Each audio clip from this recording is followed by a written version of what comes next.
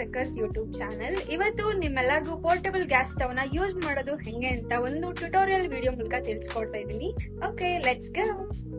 ಎಲ್ಲರಿಗೂ ಈ portable gas ಸ್ಟವ್ನ use ಮಾಡೋದು ಹೇಗೆ ಅಂತ ಗೊತ್ತಿರಲ್ಲ. ಇವಾಗ ಬೈ ಮಾಡಿರ್ತಾರೆ ಅಥವಾ ರೆಂಟಿಗೆ ತೊಗೊಂಡಿರ್ತಾರೆ, ಹೆಂಗಪ್ಪ ಯೂಸ್ ಮಾಡೋದಂತ ಡೌಟ್ ಇದ್ದೇ ಇರುತ್ತೆ ಅಲ್ವಾ. ಅಂಥವ್ರಿಗೋಸ್ಕರನೇ ಈ ಟ್ಯುಟೋರಿಯಲ್ ವಿಡಿಯೋದಲ್ಲಿ ತೋರಿಸಿರೋ ಹಾಗೆ ಸಿಲಿಂಡರ್ನ ನೀಟಾಗಿ ಗ್ಯಾಸ್ ಸ್ಟವ್ಗೆ ಅಟ್ಯಾಚ್ ಮಾಡ್ಕೊಳ್ಳಿ. ನಿಮಗೆ ಎಷ್ಟು ಉರಿ ಬೇಕೋ ಅಷ್ಟು ಉರಿಗೆ ಅಡ್ಜಸ್ಟ್ ಮಾಡ್ಕೋಬೋದು. ಇದು ನಿಮಗೆ ವಿತ್ ಲೈಟರ್ ಬರುತ್ತೆ, ಅಟ್ಯಾಚಬಲ್ ಲೈಟರ್ ಜೊತೆ ಇರೋದ್ರಿಂದ ನಿಮಗೆ ಸಪ್ರೇಟಾಗಿ ಲೈಟರ್ನ ಬೈ ಮಾಡೋ ನೆಸೆಸಿಟಿನೂ ಇರೋಲ್ಲ. ಸೊ ವಿಡಿಯೋದಲ್ಲಿ ತೋರಿಸಿರೋ ಹಾಗೆ ಲೈಟರ್ನ ಪ್ರೆಸ್ ಮಾಡಿದ್ರೆ ಗ್ಯಾಸ್ ಸ್ಟವ್ ಆನ್ ಆಗುತ್ತೆ. ನಿಮಗೆ ಎಷ್ಟು ಉರಿ ಬೇಕೋ ಅಷ್ಟು ಉರಿಲಿ ನೀವು ಆರಾಮಾಗಿ ಈಸಿಯಾಗಿ ಕುಕ್ ಮಾಡ್ಕೋಬಹುದು. ಅಡುಗೆ ಆದ ತಕ್ಷಣನೇ ಸಿಲಿಂಡರ್ನ ರಿಮೂವ್ ಮಾಡಕ್ ಹೋಗ್ಬೇಡಿ, ಸ್ವಲ್ಪ ಹೊತ್ತು ಕೂಲ್ ಆಗಕ್ ಬಿಟ್ಟು ಆಮೇಲೆ ರಿಮೂವ್ ಮಾಡ್ಕೊಳ್ಳಿ. ಇನ್ನು ನೀವು ಹೋಗೋ ಪ್ಲೇಸಲ್ಲಿ ತುಂಬಾನೇ ಗಾಳಿ ಇದೆ ಅಂದರೆ ನೀವು ಈ ವಿಂಡ್ ಪ್ರೂಫ್ ಸ್ಟವ್ನ ತಗೋಬಹುದು. ನಿಮಗೆ ವಿಂಡ್ ಪ್ರೊಟೆಕ್ಷನ್ ಸಿಗುತ್ತೆ, ಆರಾಮಾಗಿ ಕುಕ್ ಮಾಡ್ಕೋಬಹುದು.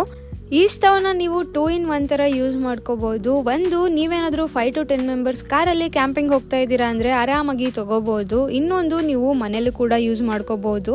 ವಿಡಿಯೋದಲ್ಲಿ ತೋರಿಸಿರೋ ಹಾಗೆ ಸಿಲಿಂಡರ್ನ ಒಳಗಡೆ ಇಟ್ಟು ಲಾಕ್ ಮಾಡಿಕೊಂಡು ಸ್ಟವ್ನ ಆನ್ ಮಾಡಿಕೊಂಡು ನೀವು ಆರಾಮಾಗಿ ಯೂಸ್ ಮಾಡ್ಕೋಬಹುದು.